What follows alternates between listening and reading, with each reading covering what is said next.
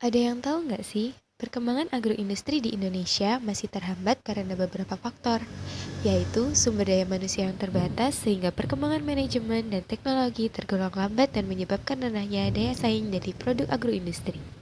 Selain itu, investasi di bidang agroindustri juga kurang berkembang karena perubahan iklim yang tidak menentu, sarana dan prasarana yang kurang baik, dan yang terakhir adalah ketergantungan perkembangan produk lokal pada produk luar negeri. Assalamualaikum warahmatullahi wabarakatuh. Nama saya Anissa Salsabila dari kelas I, Program Studi Teknik Industri Pertanian.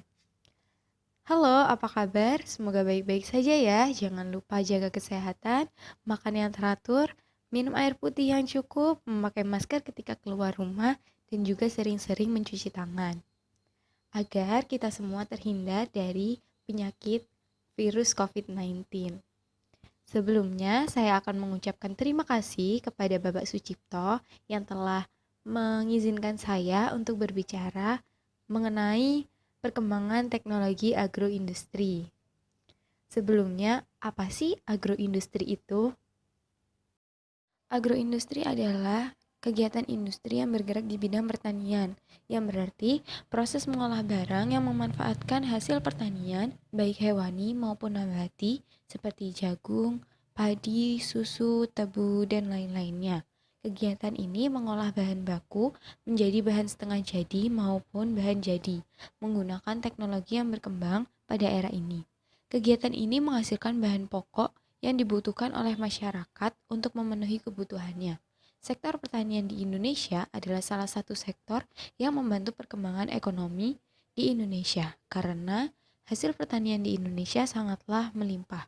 Namun, pendidikan tentang mengolah sumber daya alam di Indonesia masih minim, apalagi tentang perkembangan teknologi yang tergolong lambat. Sehingga hasil olahan industri pertanian masih monoton atau belum bervariasi.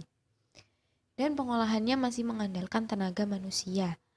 Tenaga manusia ini tergolong lambat dan membutuhkan biaya yang besar.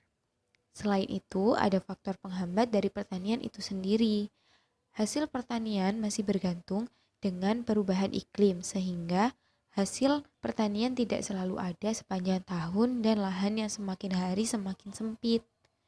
Akibat pembangunan yang tumbuh semakin pesat. Saya, mahasiswa teknik industri pertanian Universitas Brawijaya, ingin berkontribusi dalam perkembangan industri pertanian di Indonesia. Solusi yang dapat saya berikan terhadap perkembangan di era ini adalah memberikan pengetahuan yang cukup kepada petani dan tenaga kerja lainnya tentang perkembangan teknologi yang semakin canggih dengan cara mengadakan sosialisasi atau penyuluhan kepada tenaga kerja di Indonesia.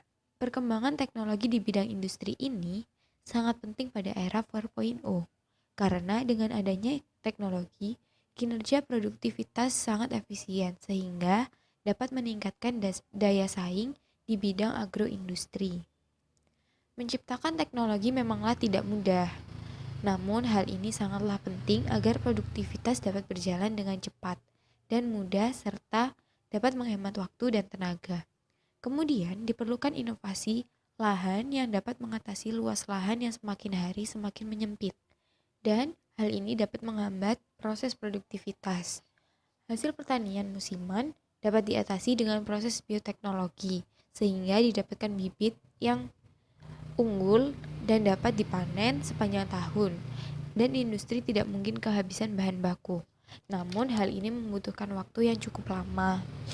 Karena hal ini masih dilakukan uji riset pada laboratorium untuk mendapatkan bibit yang unggul dan dapat dipasarkan kepada petani. Selain itu, sarana prasarana juga penting. Pemilihan sarana transportasi untuk mengirim barang haruslah tepat. Hal ini sangat berpengaruh pada harga jual suatu barang. Dengan membenahi faktor-faktor di atas, maka investor tidak akan ragu untuk berinvestasi pada bidang agroindustri, dan agroindustri dapat berkembang dengan baik dan memberikan keuntungan yang besar bagi Indonesia. Sekian dari saya, terima kasih telah menonton video ini.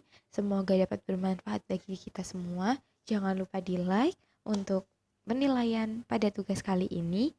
Terima kasih. Wassalamualaikum warahmatullahi wabarakatuh.